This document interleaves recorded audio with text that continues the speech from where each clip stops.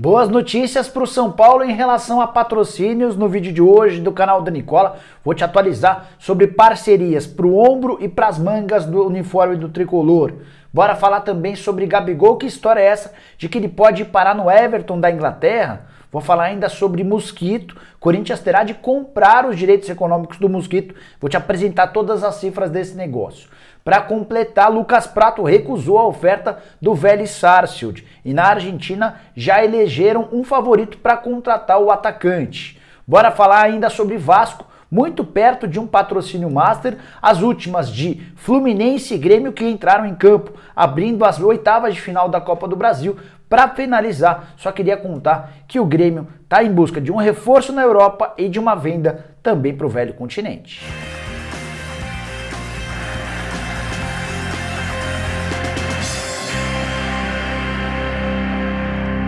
Fala aí pessoal, sou o Jorge Nicola, bem-vindos a mais um vídeo do canal, legal ter vocês por aqui. Antes de passar todas as informações, pedi para deixarem like, se inscreverem no canal e lembrar que o programa do Nicola dessa quarta-feira, num novo horário, 1h30 da tarde, a gente vai estar ao vivo para bater papo com vocês, combinado?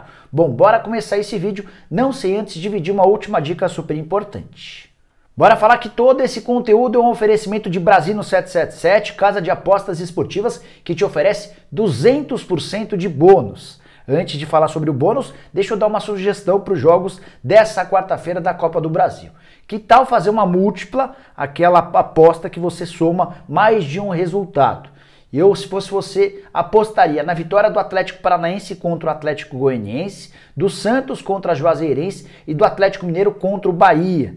Essas três apostas casadas estão pagando mais ou menos 3,15, ou seja, se você apostar R$100 e as três vitórias se confirmarem, você fatura R$315, ótima oportunidade para você faturar um dinheiro nessa quarta-feira. Sempre lembrando que usando o código promocional Nicola, você ainda ganha um bônus especial de boas-vindas. Tem ainda o QR Code que eu estou mostrando para vocês na tela, outra oportunidade de garantir promoções. E para finalizar, bora explicar sobre como é que funciona o bônus no Brasino 777. Bônus de 200% em relação ao valor do seu depósito. Se você depositar R$200, ganha R$400 em bônus e passa a ter um pacote de R$600 para fazer suas apostas.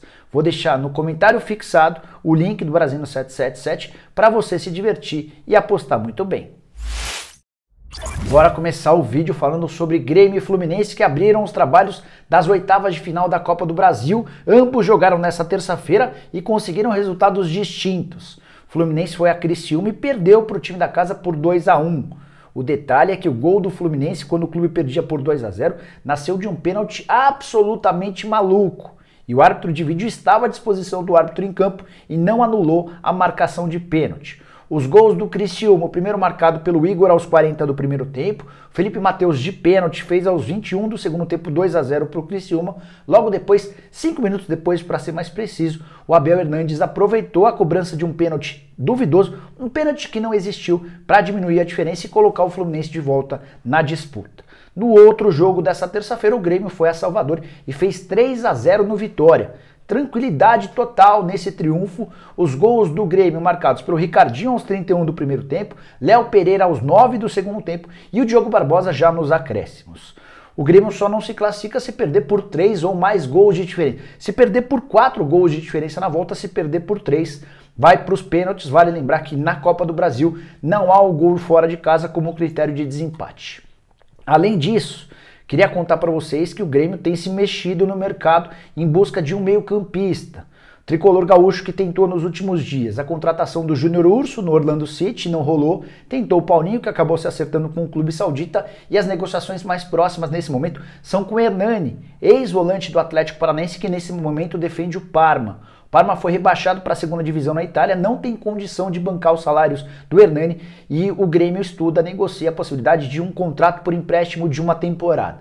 E se o Hernani está chegando, o Matheus Henrique pode estar de saída. Isso porque o Carlos Amodeu, que é o CEO do clube, está na Europa tratando da aquisição do Hernani e da venda do Matheus Henrique para o Sassuolo. Matheus Henrique que foi titular no confronto contra a Arábia Saudita na madrugada dessa quarta-feira pela seleção olímpica. Bora falar sobre o Vasco com uma ótima notícia para o torcedor cruzmaltino.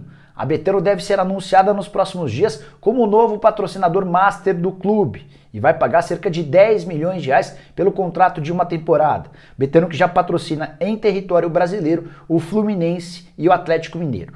A informação sobre o acordo da Betano com o Vasco foi adiantada pelo GE e confirmada por mim junto a uma pessoa do Vasco da Gama. Você deve estar se perguntando como é que fica a situação do BMG, o banco que já patrocina o espaço mais nobre da camisa do Vasco. Ele deve ser deslocado para a parte superior das costas, perdendo um pouquinho de visibilidade, mas permanecendo no uniforme do Cruz Maltino. Só para completar sobre o Vasco, nos últimos meses, o Vasco procurou 8 agências de publicidade diferentes e abriu negociações com 15 empresas dispostas a patrocinar o clube, até chegar a esse acordo com a Betano.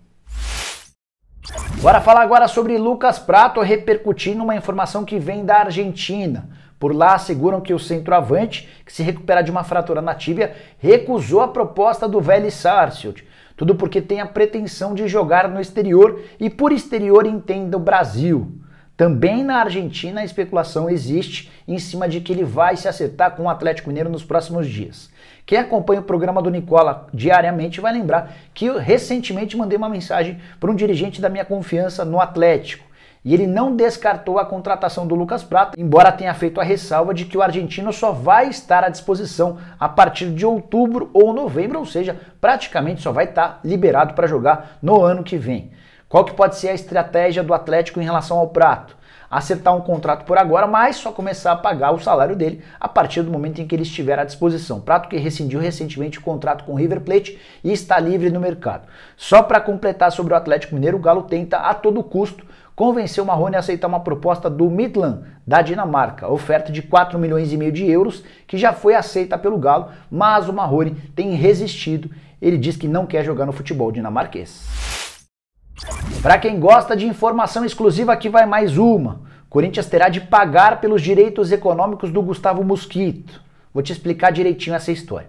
O Mosquito chegou de graça ao Corinthians e quem o conduziu até o clube foi o Fernando Garcia.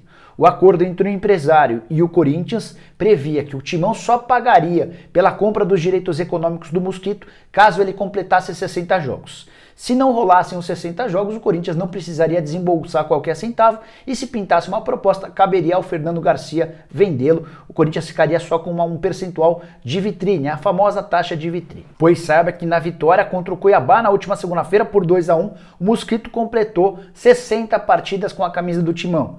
E o Corinthians vai ter de, nos próximos dias, desembolsar 3 milhões e 800 mil reais para o Fernando Garcia, valor considerado até baixo por tudo que o Mosquito tem feito. Ele é, desde o início do Campeonato Brasileiro, o atacante mais efetivo. Vou dizer mais.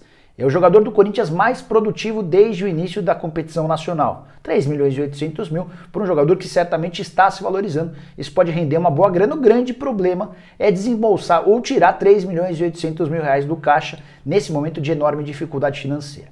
Antes de mudar de assunto, só para arrematar, vale o registro de que o Fernando Garcia também cobra 400 mil reais do Mosquito. Isso porque houve uma rescisão do contrato, o Mosquito já tem um outro empresário que o representa, mas o Fernando alega que gastou 400 mil reais com o atacante e exige esse reembolso de forma imediata. Pode ser que o caso vá parar, inclusive, na justiça. Para encerrar de vez sobre o Corinthians, Timão se acertou com o Varanda, o contrato foi renovado por mais 3 temporadas, como eu já havia contado para vocês há bastante tempo, e agora o Red Bull Bragantino e o Corinthians acertam os últimos detalhes para a ida em definitivo do Varanda para o Red Bull Bragantino. Os valores da negociação não foram confirmados, mas giram na casa dos 13 milhões de reais por 70% dos direitos econômicos. Bora falar agora sobre Gabigol. Que história é essa de que o centroavante do Flamengo e da seleção brasileira pode estar de saída para jogar no Everton da Inglaterra? Informação divulgada por um jornalista estrangeiro, o Ekrem Kanur. Ele afirmou que o Rafa Benítez, o técnico do Everton, monitora os passos do Gabigol já há algum tempo. O que eu fiz? Fui checar essa história com os representantes legais do Gabigol. E a resposta que eu obtive de um deles, abre aspas, por enquanto é só uma conversa de corredor, fecha aspas.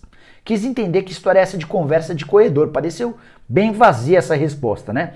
E essa pessoa me contou que um dos representantes do Gabigol está lá nos Estados Unidos participando da Florida Cup. O Everton da Inglaterra também está participando do campeonato no futebol americano. E por lá existiram rumores, conversas para tentar entender como é que é a situação do Gabigol, quanto custaria para tirá-lo. A multa prevista no contrato do Gabigol com o Flamengo prevê a saída por algo na casa dos 30 milhões de euros. É óbvio que pode haver uma negociação e o Flamengo aceitar uma proposta menor. Eu duvido. Acho que o Flamengo trabalharia ou batalharia para só vender o Gabigol pelo valor da multa rescisória. Vale a lembrança de que o rubro-negro comprou o Gabigol por 16 milhões de euros, que equivaleram na oportunidade a 80% dos direitos econômicos, contando também as comissões. O custo total da operação de aquisição do Gabigol foi de 95 milhões de reais. Quero fechar o vídeo falando sobre o São Paulo com novidades importantes sobre patrocínios. Contei para vocês alguns dias atrás que o Júlio Casares, o presidente do Tricolor, prometia novos parceiros para Manga e também para o Ombro assim que os confrontos contra o Racing estivessem definidos. Os jogos já foram, o São Paulo passou para a próxima fase da Libertadores da América, mas até agora nada de anúncio. Nessa terça-feira, durante o programa do Nicola, eu mandei mensagem para uma pessoa do São Paulo e a pessoa contou que os contratos já estavam nas partes finais. Assim que acabou o programa, liguei para essa pessoa para pegar um pouco mais de detalhes. E essa pessoa do São Paulo me assegurou que nesse momento os 2 contratos de patrocínio já estão sendo analisados pelo departamento jurídico do São Paulo. Aquela famosa troca de minutas de contrato. São Paulo analisa, manda para os representantes da parte jurídica das empresas e recebe, e aí vão debatendo. Esse processo costuma demorar, mas não inviabiliza os acordos. Então agora é questão de tempo para que o São Paulo anuncie mais 2 patrocinadores. Os nomes das empresas não foram revelados. A única informação que eu tenho até agora é de que uma dessas empresas é do exterior, a outra é brasileira. Uma para Manga, a outra para o Ombro. O São Paulo tem até agora o Sportsbet.io como patrocinador master, pagando 27 milhões de reais por temporada, é o maior contrato da história do clube. A Gazin está na barra traseira da camisa, o ABC da Construção ocupa o calção na parte de trás, enquanto o Cimento Cauê ficou na parte da frente do calção. Antes de encerrar, para evitar que você fique frustrado com o vídeo, queria te atualizar sobre Benedetto. Conversei com o Júlio Casares durante o programa dessa terça-feira. Ele assegurou que essa história de que a esposa do Benedetto já estava embarcando para o Brasil e ele poderia ser anunciado nessa quarta-feira, isso não é verdade. A grande notícia para o torcedor são paulino é que está marcada para essa quarta-feira uma videoconferência entre os representantes do São Paulo, os representantes do Olympique de Marselha e o próprio Benedetto e o seu empresário. A ideia do São Paulo é saber se de fato o Benedetto e o Olympique de Marselha estão prontos para fechar negócio. O São Paulo tem pressa, quer anunciar o mais rápido possível o Benedetto para poder inscrevê-lo, para que ele possa se preparar para o jogo do dia 11 de agosto contra o Palmeiras, partida de ida das quartas de final da Libertadores. Se o São Paulo perceber que o Olympique e o Benedetto topam, o Tricolor vai aumentar a sua proposta e vai fazer a última oferta, a oferta derradeira. Então existe a expectativa de que a quarta-feira possa apresentar novidades. Bom, pessoal, eram todas essas as informações que eu queria dividir com vocês no vídeo de hoje do canal do Nicola. Espero que vocês tenham curtido e deixem like. Se ainda não se inscreveu no canal, aperta esse botãozinho vermelho de inscreva-se. A gente se encontra às 1h30 da tarde no programa do Nicola. Combinado? Até lá, tchau, tchau!